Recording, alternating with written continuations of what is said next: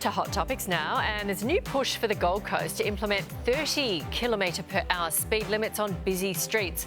An urban planning expert wants the move in areas like shopping centres, school zones, where there are a lot of pedestrians and bike riders. Doing so would increase safety, with research showing a person hit by a car going 30 k's has a 10% chance of being killed, but that increases to 40% at 40 k's and 80% or more at 50 k's.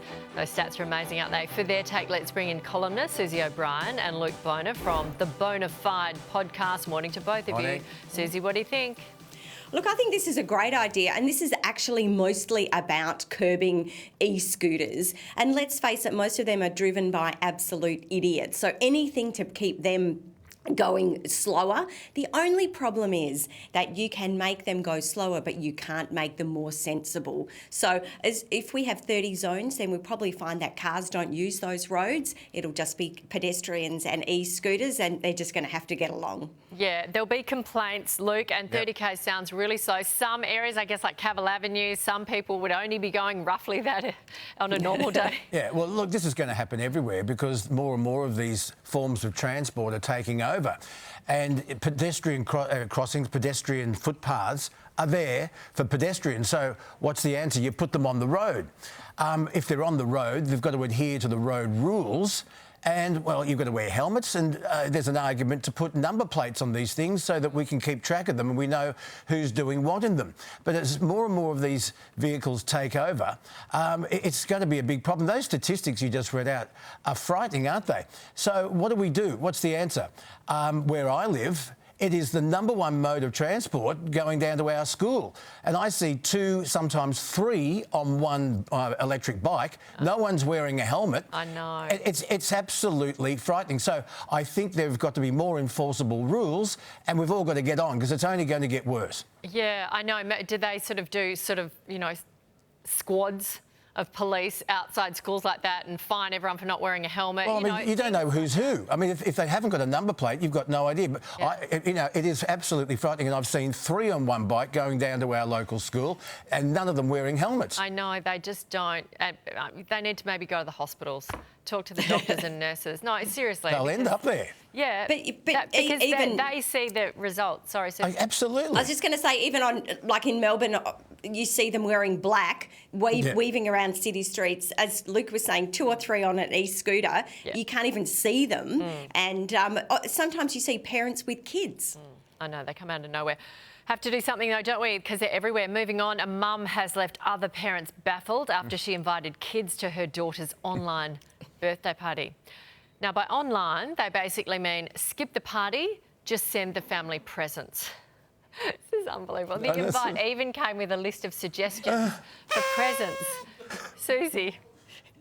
I think you have to. The only thing you can do is return the favour. If you have a virtual birthday party, you have a virtual present that doesn't even exist. Very good. You know what? I can imagine my kids would be very, very sad at not having the party. As a mum, not so much. I think give them a $20 gift voucher. I'd do anything to get out of most kids' birthday parties, but of course the kids would be upset. I used to love the birthday parties because you know what? When they're older, then that's it. They don't. Yeah, but you can't. Then by the time they're 16, they're just getting drunk in the bushes. So, Kinda. Not little kids. But I mean, you can't even play pass the parcel at a party anymore. You've got to have a prize for everyone who participates. Musical chairs is out because there's a loser. It's ridiculous. Just let me get this straight. You invite people to a party online. Yep. No one comes to your house. Yep. But you expect a present. Yep. You know, they reckon that's what happens with weddings. If you invite someone to a wedding and they can't come, they're still expected to send a present. Did you know that? I didn't actually. I don't. Yeah, that's the latest thing. You can't go to a wedding, but you've got to get a present. No. No. Go away. This is just such a complicated modern world sometimes. Oh, it's you too can't much. work it out. I've never heard of the online birthday party. It just seems a bit ridiculous.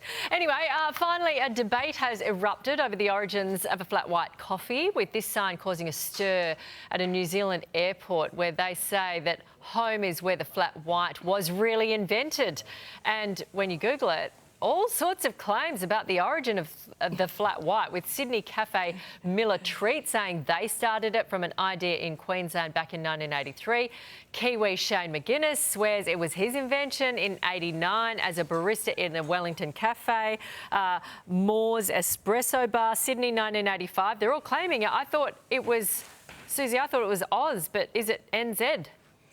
Well, coming from Melbourne, the home of the coffee, I say New Zealand, you please. can have your flat white. That's the nana of coffees. Who's trying to claim the flat white anyway? No one under 50 is drinking a flat white. Melbourne, we would like, though, to claim the turmeric latte, the frozen frappuccino, the triple caramel latte with camel milk. So I think there are some coffees that we would like to claim. Flat white, New Zealand, you can have it. So no We're one not under interested. 50 drinks a flat white. I'm changing my order. Whoops, to be cool. What's everyone under 50 drinking?